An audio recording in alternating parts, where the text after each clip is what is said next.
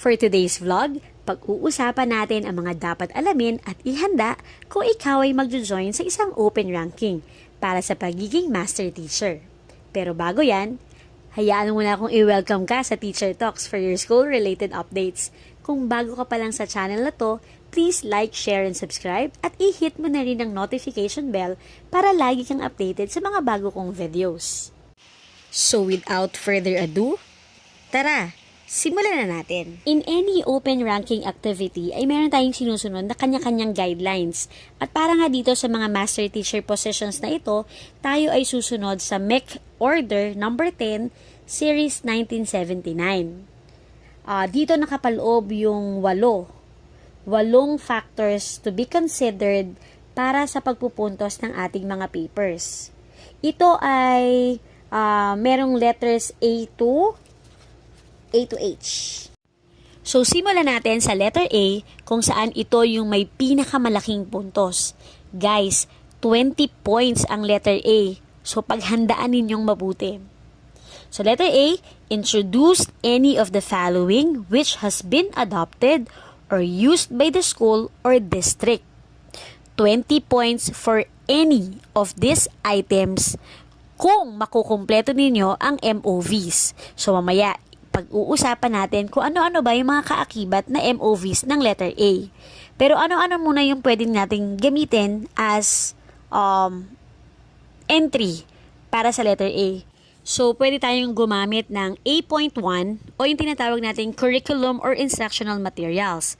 Ito yung mga self-learning kit or self-learning modules, SLK or SLM. Strategic intervention material or yung tinatawag nating SIM. Storybook na pwedeng big book or small book. Lagi nating tandaan that they should be original creations. Let's proceed to the next one. Another entry na pwede nating ipasok dito ay ang A.2. Ito yung effective teaching techniques or strategies. Examples nito, yung mga innovative teaching strategies, mga continuous improvement projects on teaching techniques and strategies, o yung mga tinatawag nating CIP. Remember that they must be original creations. Another entry na pwede nating ipasok ay ang A.3. Ito naman yung simplification of work as in reporting system, record keeping, pwede din dito yung mga virtual attendance, yung mga automated activities na ginagawa natin, or anything that resulted to cost reduction of the school. At original. So, another entry na pwede natin gamitin dito ay ang A.4, a worthwhile income-generating project for learners given recognition by higher officials in the division. Examples itong mga IGP na to ay yung mga something that promote creativity, ingenuity, and resourcefulness like recycling, waste management, fruits, vegetable gardening, and the like. Remember, there must be a list of pupils or students, name, signatures, and results. Income derived shall not be less than 5,000. Guys, tandaan natin na kailangan at least 5,000 yung kikitain or yung kinita ng ating IGP. And these are used for worthwhile school projects. Excluded dito yung mga raffles at saka yung mga shows or activities that will entail undue cost on the pupils or students. So, kung yan yung mga entries ninyo, paano naman natin sila ngayon pupuntusan? Base sa MEC Order number 10, Series 1979. Ang mga puntusan ay ganito. 2 points pag meron kang 2 MOV na mapepresent, 5 points kung meron kang 3 MOVs na mapepresent, 10 points kung merong 4, at 20 points kung meron kang 5 MOVs na mapepresent. So, what are those MOVs? Simulan natin sa number 1. Letter of intent of the teacher to the school head.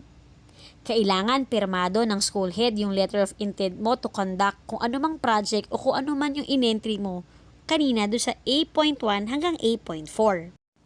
Number 2, write up on the proposed project with objectives, procedures, time frame, and has approval of the school head. Kailangan meron kang proposal at syempre kailangan approve ito. Number 3, endorsed to the office of the school's division superintendent and was given approval by the SDS. So, ibig sabihin, para makakuha ka ng 5 points and you have presented 3 MOVs, kailangan makarating ng division office, yung iyong proposal. Number 4, application of the innovation intervention with report on the positive impact of the project with demonstration and lesson plan on the use of instructional materials or strategies. Pag nakapagpakita ka ng certification na nagsasabi na yung project mo ay may positive impact, magkakaroon ka na ng 10 points. At panghuli, kung ikaw ay makakapagpakita ng certification from the school head that the project output have been implemented, completed, and validated, or quality assured by the division quality assurance team, magkakaroon ka ng 20 points. Perfect score. Pero gusto kitang i-remind, kung ang iyong project or output is a collaboration of a team, the points will be divided among the members. Halimbawa, ang ipinresent mo ay yung A.1, curriculum or instructional materials. Nagpasa ka ng self-learning module o yung certificate nito. Kung kayo ay 4 sa development team, yung inyong points ay madidivide sa number of development team.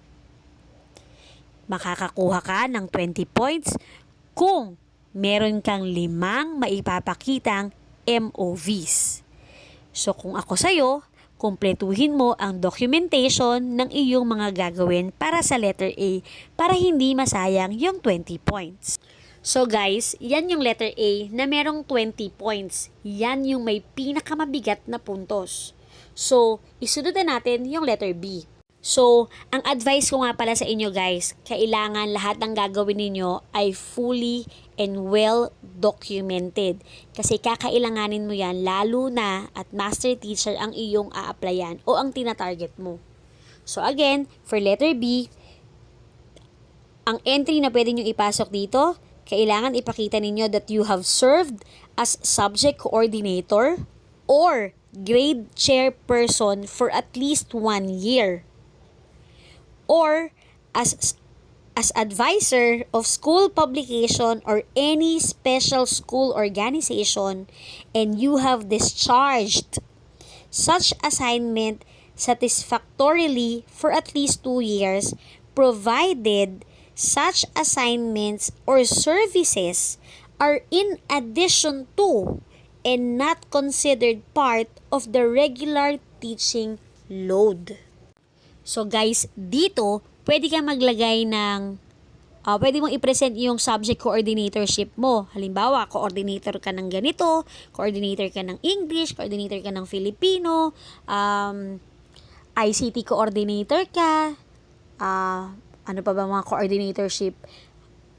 Yung mga ganun, basta coordinatorship. Guys, kailangan kita doon sa papel mo that you are a coordinator. Pwede din naman yung grade level chairperson. Kung ikaw ay grade level chairman, yan, kailangan lagi chairman or coordinatorship yung nakalagay sa inyong mga certifications kasi hahanapin yan. Pero guys, medyo tricky ng konti ha, kasi sa letter B nakalagay for at least 1 year. Pero ang hinihinging certification that the applicant discharge his or her assignment satisfactorily ay kailangan makapagpakita ka ng 2 years, for at least 2 years.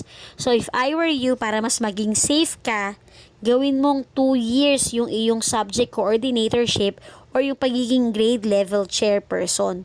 So, gawin mo ng maayos yung trabaho mo para pagkatiwalaan ka ulit, para bigyan ka ng another year para sa pagiging coordinator or chairperson ng iyong grade level. Okay guys? So what are the MOVs naman na kailangan mong i-present para makakuha ka ng 12 points para sa letter B? Guys, bawat isang MOV na hindi mo kayang i-present or wala kang ma-present, less 3 points ka. So, sayang yung 12 points. Para makakuha ng 12 points, ito yung mga kailangan mong i-present na MOVs. Number 1, designation letter by the school head. Dito nakalagay yung mga job description mo as subject coordinator or grade level chairperson or pagiging advisor or school publication or any special school organization. Okay po? Kailangan nakalagay dun sa iyong designation letter yung iyong mga job descriptions. Number 2, kailangan makapag-present ka ng action plan. 3, accomplishment report noted ng school head mo with pictures. Number 4, certification. Ito yung sinasabi ko kanina, certification that the applicant or you have discharged your assignment satisfactorily or outstandingly or excellently or exemplary. Okay po? Kailangan maipakita mo yung 4 na MOVs para mabigyan ka ng 12 points. Good? Very good. Let's have letter C. So guys, this is another 12 points. Ganun ulit. Less 3 points sa kada isang MOV na hindi mo mape-present. So ano ito? You have served as chairperson, coordinator of a special committee and discharged the work efficiently. Ano-ano yung mga examples nito? Curriculum Study Committee. Committee to prepare instructional materials. Committee to prepare school program. IBEIS Committee.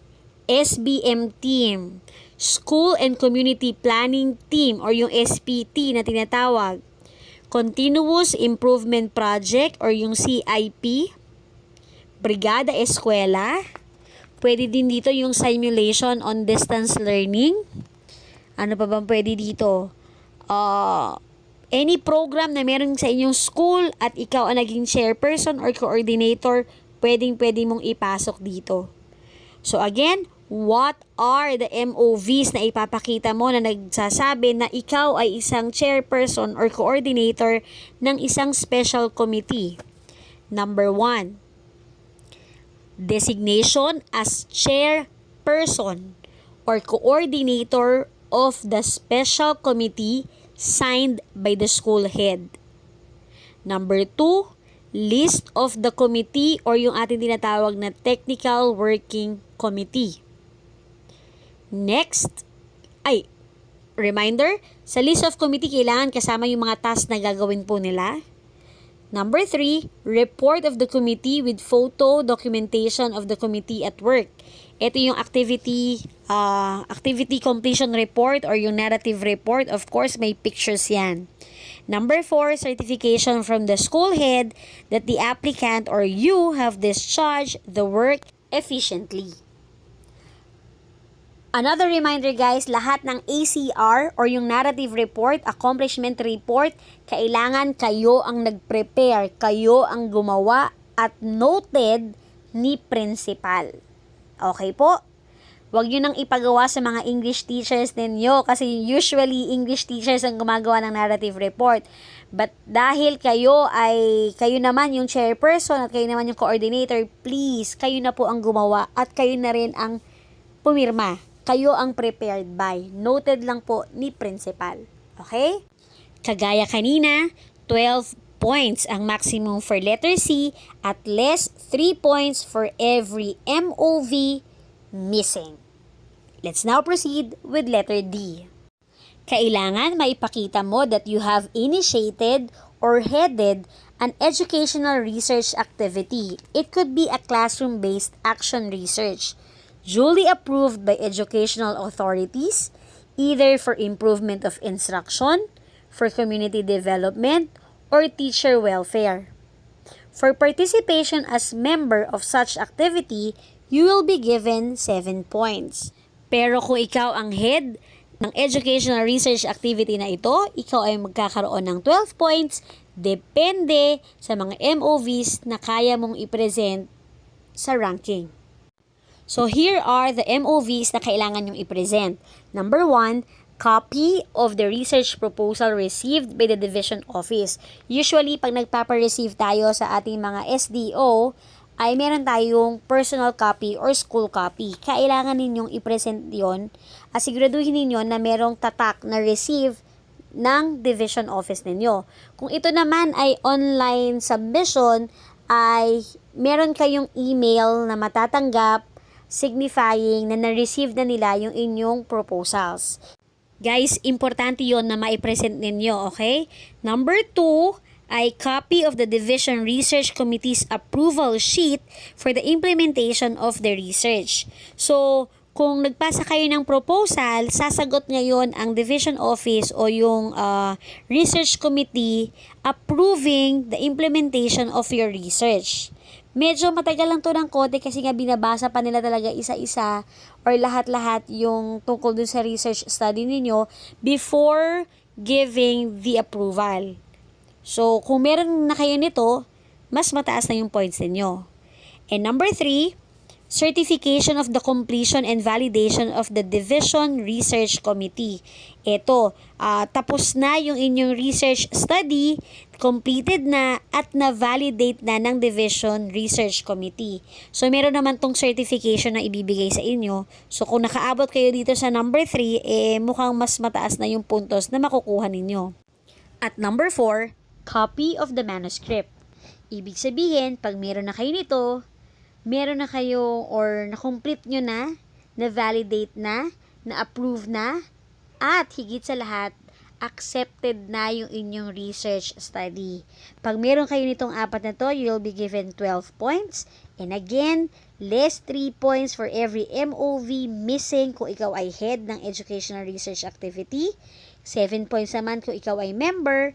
At kung member ka, less 2 points for every MOV missing. Naintindihan po? Let's have letter E. Letter E, kailangan po makapagpakita kayo that you are a coordinator of a community project or activity or a program of another agency or coordination of a rural service improvement activity in a community for at least 2 years. Guys, for at least 2 years ang sabi dito ha. Hindi siya 1-day activity. It should be 2 years. 2 succeeding years na merong continuity ng project. Examples nito ay yung mga feeding program, nutrition, agro-industrial fairs, sports fest, community health drive, and clean and green project excluding religious activities. Guys, pag sinabi natin feeding program, hindi lang yung 1 day na pagpapa-feed or pagpapa-feeding, pagpapakain sa isang grupo. Okay po? Kagaya ng sports fest. Ang sports fest ay series of activities kasi may mga schedule yon. So, that is an example. Pwede din dyan yung mga livelihood programs na hindi lang 1 day, guys, ha? Kailangan ay matagal siya. May schedule, may training matrix, may orientation, merong series of activities na nakapaloob doon sa inyong program. Ang Clean and Green projects, hindi pwedeng 1 day lang na nag-tree planting, 1 day lang na naglinis ng isang lugar. Kailangan po ay continuous. May continuity ng project para meron kang makitang result. Okay po? So, what are the MOVs na pwede ninyong ipakita or isupport yung inyong activity? Number 1, ay designation as coordinator of the project signed by authorities concerned. For example po, community activity, community project. So, pag community project, ang involved dyan lagi, syempre si Kapitan. So, you will be designated or kailangan nyo magpakita ng certification or designation paper na kayo ay dinedesignate ni Kapitan na maging coordinator nung program or nung project. Another MOV ay yung activity plan na kailangan po ay pirmado ninyo. Kayo ang gumawa ng activity plan or nung proposal. Number 3, yung accomplishment report for 2 years signed by barangay chairman. Siyempre po, kayo ang nag-prepare nun at noted po si barangay chairman. or any community group concerned with the project or program. Siyempre po, may kasamang pictures of activities. Number 4, certificate of appreciation or recognition signed by the head of the concerned agency or community group. Ito yung certification or certificate of appreciation or recognition ni kapitan or nung grupo or nung organization sa'yo bilang coordinator nung program or nung project. So, paano ang puntusan? 12 points pa rin po ulit, and then less 3 points for every MOV missing. Guys, kailangan kayo yung coordinator ha, hindi pwedeng co-coordinator or co-chairman. Kailangan lagi kayo yung coordinator or yung chairman or yung organizer ng mga activities na ating pinag-uusapan para makuha nyo yung maximum point. Of course, supported with the MOVs na iniisa-isa natin para mas lalo nyong mapaghandaan ang pag-target sa isang master teacher position. Now, let's have letter F. Organized, managed, an in-service activity or other similar activities at least on the school level. Sabi dito guys, organize or manage an in-service activity or other similar activities. Pero if I were you, kung kaya nyo po na i-manage or i-organize ang isang in-service training or ang isang inset, guys, go for it. Kasi dito pa lang, nakaspecify na agad yung inset or yung in-service training. So, better, yon ang ihanda ninyo. So, what are the MOVs na kailangan nyong i-prepare? Number 1, approved inset or training proposal. At dahil ikaw ang organizer ng inset na to, ikaw ang prepared by, approved by ng principal. Gets mo? Number 2, school or district memorandum na merong inset or in-service training. Number 3, accomplishment report noted by the school head, pictures of activities attached. Ito yung ACR na tinatawag natin o yung activity completion report o tinatawag din siyang narrative report. Again, kailangan ikaw ang prepared by. Next, number 4 ay yung certificate of recognition as the organizer of the in-service activity. Ito naman ay pirmado ng iyong school head. Paano pupuntusan? 12 points, less 3 points for every MOV missing. Guys, i-target nyo lagi yung 12 points. Let's now move on with letter G. Credited with meritorious achievements, such as trainer or coach to contestants who receive prizes, commendations of any form of recognition. Number 2, athletic coach of athletes who won prizes. And 3, coordinator of Boy Scout or Girl Scout activities. So, ito yung mga awards mo bilang coach or trainer or bilang coordinator ng Boy Scout or ng Girl Scout. So, paano pupuntusan yan? So, by level. Only the highest level of the same contest shall get points. So, pag district level ka nanalo, first, second, third place lang ang may puntos. Pag third place ka sa district, 0.5. Pag second sa district, 0.75. Pag first sa district, 1 point. Pag naman nakarating ka ng EDIS level, ang first placer doon ay 2.5 ang puntos. Pag second ka, 1.5. At pag third, 1 point. Pag naman nakarating ka ng division level, ang first placer dyan ay 3 points. Second place ay 2 points at pag third place ka ay 1.5.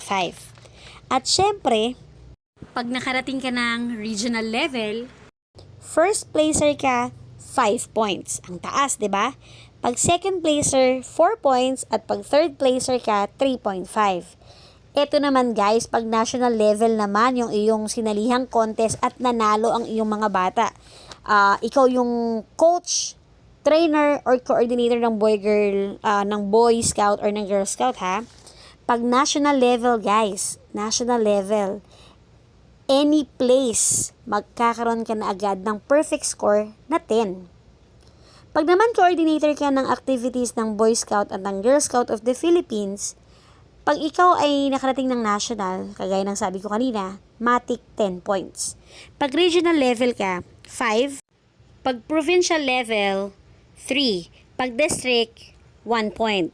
Kaya guys, ang i-aim ninyo ay magkaroon kayo ng coaching or makapag-train kayo ng mga estudyante na panlaban hanggang national level. Kasi any place declared sa national level, matik, may 10 points na kayo. Okay po? Let's now move on with letter H. Ito na yung huli na kukumpleto sa 100 points na total ng lahat-lahat ng ating mga diniscuss. So sa letter H, ito yung authorship on education. Guys, on education, kailangan related siya sa education. Pagka articles lang yung pinasa ninyo, example, anything related sa teaching and learning, sa strategy, sa situation analysis, tandaan natin guys, meron na agad yan na 1 point for every article but not to exceed 4 points. So kung articles lang ang meron kayo, i-maximize nyo na yun or gawin nyo na yung magagawa nyo para makuha nyo yung 4 points na maximum. Pero kung ikaw naman ay merong libro at ikaw ang nag-iisang author nito, sole author of book, preferably copyrighted, makukuha mo na yung full points na 10. Pero kung multiple authors, meron siyang 10 points, kaya lang, hahatiin to sa number of authors na nakalagay dun sa libro ninyo. So, ano yung MOVs na may papakita nyo dyan? Certification galing sa publication, at yung pinaka-manuscript, yung pinaka-libro, or yung pinaka-article ninyo mismo, or yung dyaryo. Okay po, dyaryo, magazine, news magazine, yan, para sa mga articles. But then again, para sa mga libro, yung mismong libro guys, at yung certification from the publication na nandun yung inyong mga pangalan. So those are the things and the documents as well as the MOVs that will support your papers for a master teacher position. So medyo mahaba-haba yung ating naging usapan for today's vlog. So sana guys nakatulong ako kahit paano sa inyong journey para sa pag-abot ng inyong mga pangarap as master teachers of the Department of Education. So this has been your Teacher Talks for your school-related updates. Huwag kalimutang i-like, share, and subscribe at i-hit na rin ang notification bell para lagi kayong updated sa mga bago kong videos. So makita-kita tayo ulit sa susunod na vlog. Bye-bye!